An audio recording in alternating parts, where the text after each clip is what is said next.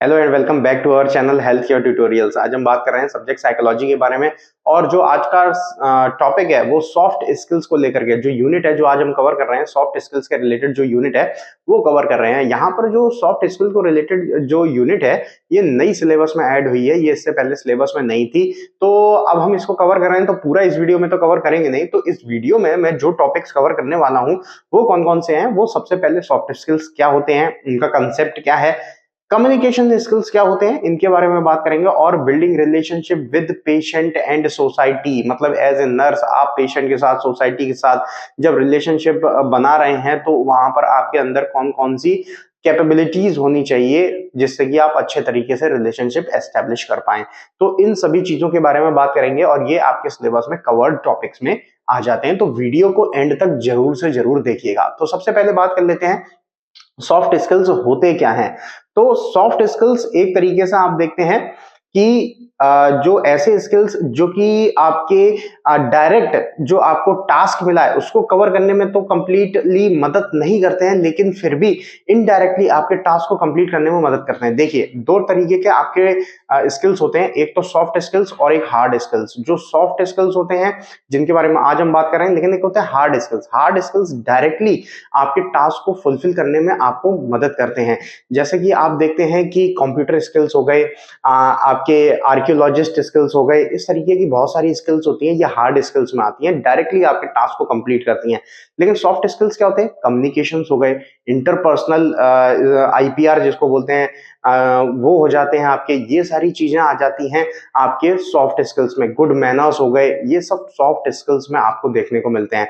तो ये different different है, सॉफ्ट स्किल्स और हार्ड स्किल्स। तो यहाँ पर अब सॉफ्ट स्किल्स क्या है, मैं एक बार फिर से आपको रिकैप कर देता हूं कि सॉफ्ट स्किल्स मतलब ऐसे स्किल्स जो कि एक तरीके से आपको आपके मैनर को शो करने में, आपके टास्क को इनडायरेक्टली कंप्लीट करने में जो भी आपकी मदद करते हैं, या फिर आपको प्रॉपर प्रोफेशनलिज्म मेंटेन करने में जो स्किल्स मदद करते हैं, उनको बोला जाता है सॉफ्ट स्किल्स। तो ये हो गए आपके सॉफ्ट स्किल की डेफिनेशन एंड कंसेप्ट, जिसमें कि मैंने आपको डिफरेंशिएट करके दिखा दिया कि सॉफ्ट स्किल क्या है, हार्ड स्किल क्या है, जिससे कि आपका कंसेप्ट जो है वो क्लियर रहे इस चीज को लेकर के। अगर बात करते हैं इसमें कि नर्सिंग में क्या क्या यूज आपको देखने को मिलता है, यूजेस जो नर्सिंग में सॉफ्ट स्किल, भाई हम नर्सिंग में क्यों पढ़ रहे हैं, ये नर्सिंग के सिलेबस में अचानक से क्यों ऐड हो गया। तो आप देखेंगे नर्सिंग एक ऐसा प्रोफेशनल है जिसमें मैनरिज्म बहुत मैटर करता है, जिसके अंदर आपके सॉफ्ट स्किल्स जैसे कि कम्युनिकेशन बहुत ज्यादा मैटर करता है, आईपीआर बहुत ज्यादा मैटर करता है। इसलिए इसको ऐड किया गया ताकि नर्सेस जो है वो अभी से इस चीज को मेंटेन करके रखें। तो इसमें सबसे पहला यूज क्या हो जाता है, जो भी डाउट्स होते हैं पेशेंट को, उनके रिलेटिव्स यानी कि अटेंडर्स को, उनको कंफर्टेबली आप क्लियर कर पाएं। ट्रीटमेंट के रिगार्डिंग, डायग्नोसिस के रिगार्डिंग कोई भी डाउट है वो आपसे पूछते हैं, तो आप उनको अच्छे तरीके से कम्युनिकेट करके वहां पर क्लियर कर पाएं। दूसरी चीज, आप वहां पर जब वर्क कर रहे हैं हॉस्पिटल के अंदर, तो वर्क करते दौरान वहां पर आप देखेंगे कि को वर्कर्स हैं, उनके साथ भी आपको रिलेशनशिप एस्टेब्लिश करना है ताकि आप इफेक्टिवली अपनी जॉब को कर पाए। तो इसके लिए आपको सॉफ्ट स्किल्स की जरूरत होती है। तो ये कुछ यूजेस हैं जो कि एक तरीके से आपको देखने को मिलते हैं सॉफ्ट स्किल्स के, जिसकी वजह से हम लोग इसको नर्सिंग में पढ़ रहे हैं। खैर, बात कर लेते हैं कॉमन सी सॉफ्ट स्किल जो कि आ जाती है कम्युनिकेशन स्किल्स। कम्युनिकेशन स्किल्स क्या होता है, जब भी दो या फिर दो से अधिक व्यक्ति अपने आइडियाज को, व्यूज को, थॉट्स को, इनको शेयर करते हैं, तो उस प्रोसेस को, उस मैकेनिज्म को कम्युनिकेशन बोला जाता है। जैसे कि आप देख रहे हैं कि मैं हूं और दूसरा पर्सन है, हम दोनों अपने आइडियाज को शेयर कर रहे हैं, मैं कुछ उसको बता रहा हूं, वो कुछ मेरे को बता रहे हैं, तो ये यहाँ पर हम दोनों के बीच में कम्युनिकेशन आपको देखने को मिल रहा है। ठीक है, तो ये हो गया कम्युनिकेशन का डेफिनेशन। डेफिनेशन के बाद अगर हम बात करते हैं कम्युनिकेशन के टाइप्स पर, तो टाइप्स बहुत सारे होते हैं, लेकिन यहां पर हम इतना एलोबरेटेड करके स्टडीज को नहीं कर रहे हैं क्योंकि ये साइकोलॉजी है। सीईटी में, यहाँ पर सीईटी आप नेक्स्ट जब सेमेस्टर में पढ़ते हैं कम्युनिकेशन एजुकेशन टेक्नोलॉजी, तो वहां पर पूरे टाइप्स आपको देखने को मिलते हैं, लेकिन यहाँ पर आपको दो ही टाइप्स बताए जाते हैं आपके सिलेबस में। एक होता है आपका, कौन सा आप देखेंगे, सबसे पहला जो आपका टाइप आ जाता है वो आ जाता है वर्बल, और एक आ जाता है नॉन वर्बल। वर्बल जो आ जाता है जिसमें कि हम बोल करके कम्युनिकेशन कर रहे होते हैं, और नॉन वर्बल जो हमारा टाइप आ जाता है उसमें कि हम बिना बोले सिंबल से, हाँ, इशारे करके, इस तरीके से हम जब भी कम्युनिकेशन को कर रहे होते हैं वो नॉन वर्बल टाइप में आ जाता है। तो दो ही टाइप यहाँ पर आपको बताए जाते हैं, कोई स्पेसिफिक नहीं है, वर्बल एंड नॉन वर्बल, इतना ही आपको याद रखना है, एग्जाम में आपको बताना है। उसके बाद अगर हम मूव करते हैं तो प्रोसेस ऑफ कम्युनिकेशन, पूरा जो प्रोसेस है वो देखिए आपकी स्क्रीन पर भी मैंने इसको दिखा दिया है कि किस तरीके से प्रोसेस आपको दिखाया गया है कम्युनिकेशन का। इसमें एलिमेंट्स कौन कौन से हैं, दोनों चीजें यहाँ पर आप पढ़ लेंगे। देखिए एलिमेंट भी पढ़ लेंगे और प्रोसेस भी पढ़ लेंगे। देखिए यहाँ पर सबसे पहला एलिमेंट आप देखेंगे सेंडर आ जाता है, सेंडर के बाद आप देखेंगे मैसेज आ जाता है, उसके बाद आप देखेंगे चैनल आ जाता है, उसके बाद आप देखेंगे रिसीवर आ जाता है, उसके बाद आप देखेंगे फीडबैक आ जाता है। इन्हीं के बीच में एनकोडिंग और डिकोडिंग भी आता है। अब मैं इनको क्लियर कर देता हूं। सेंडर मतलब वो पर्सन जो मैसेज को कन्वे कर रहा है, सेंड कर रहा है, ठीक है। और उसके बाद नेक्स्ट चीज आ जाती है मैसेज। मैसेज मतलब वो चीज जो सेंड हो रही है, जो चीज वहां पर जा रही है, उसको बोला जाता है मैसेज। किसके थ्रू जा रही है वो चीज आ जाती है चैनल, ठीक है। जिस चीज के थ्रू वो जा रही है उसको बोला जाता है चैनल। जैसे अब एसएमएस किया जाता है तो मोबाइल नेटवर्क के थ्रू जा रहा है, तो मोबाइल नेटवर्क जो हो जाता है वो यहाँ चैनल हो जाता है। चैनल के बाद नेक्स्ट आ जाता है रिसीवर। रिसीवर वो व्यक्ति होता है जो कि इसको रिसीव कर रहा है, जो भी सेंडर ने मैसेज को चैनल के थ्रू भेजा वो किसके पास भेजा, रिसीवर के पास। और डिकोड कर रहा है, इसको डिकोड कर रहा है। एनकोडिंग डिकोडिंग दो चीजें आपको देखने को मिल रही है, ठीक है।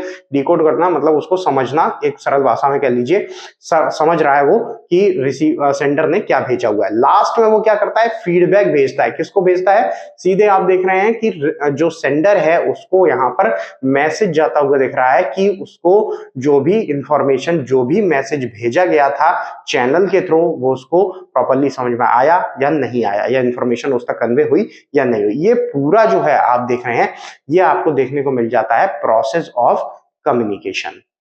उसके बाद अगर आप देखते हैं तो नेक्स्ट जो टॉपिक आ जाता है building relationship with patient and society. मतलब कि जब आप पेशेंट के साथ, सोसाइटी के साथ जो भी रिलेशनशिप स्थापित कर रहे हैं, आईपीआर बना रहे हैं, आप यहाँ पर कम्युनिकेशन कर रहे हैं, तो आपके लिए कौन कौन से ऐसी चीजें, एबिलिटीज जो है, कैपेसिटीज जो है वो जरूरी हैं, जो एज ए नर्स आपके अंदर होनी चाहिए। तो सबसे पहला इसमें आ जाता है competency in soft skills and communication. मतलब कि आपका जो सॉफ्ट स्किल है, कम्युनिकेशन है, इसमें कॉम्पिटेंसीज होनी चाहिए। इसमें आपको आपके अंदर गुड स्किल्स होने चाहिए, ताकि आप लोगों के साथ जब बात कर रहे हैं तो वहां पर आपका अच्छा कम्युनिकेशन होना चाहिए। चाहे पेशेंट के साथ बात कर रहे हैं, अटेंडर्स के साथ बात कर रहे हैं, या अपनी सोसाइटी में को वर्कर्स के साथ आप बात कर रहे हैं, तो आपकी जो स्किल्स हैं, सॉफ्ट स्किल्स हैं, वो अच्छी होनी चाहिए। साथ ही साथ आपके जो कम्युनिकेशन है वो बेटर होने चाहिए, ताकि आपका जो प्रोफेशनलिज्म है वो मेंटेन रहे। दूसरी चीज यहां पर बताई जाती है competencies in other skills and learnings. जो उसके नॉलेज है, लर्निंग है, ठीक है, और जो उसके अदर स्किल्स हैं, जिनको कि हार्ड स्किल्स भी बोला जा सकता है, उनमें भी उसका अच्छा नॉलेज होना चाहिए, वो भी उसको अच्छे तरीके से आनी चाहिए।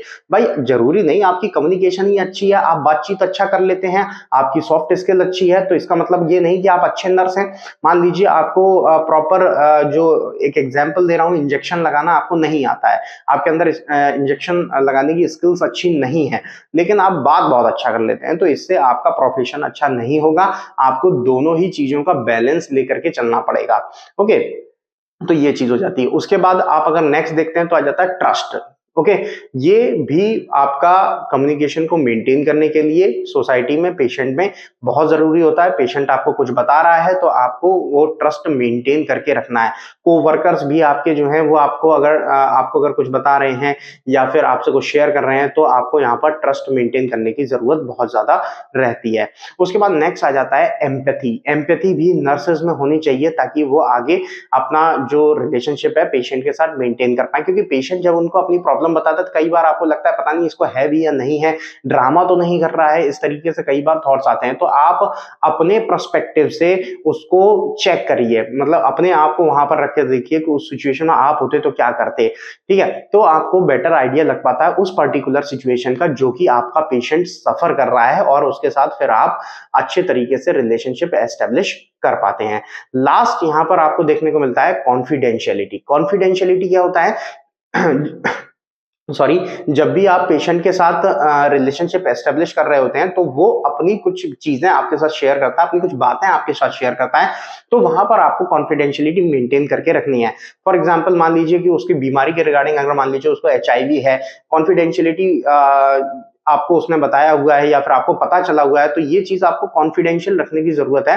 वो नहीं चाहता ये चीजें एक्सपोज की जाएं, तो आप उसको एक्सपोज ना करें, आप उसकी इंफॉर्मेशन को कॉन्फिडेंशियल बना करके रखें।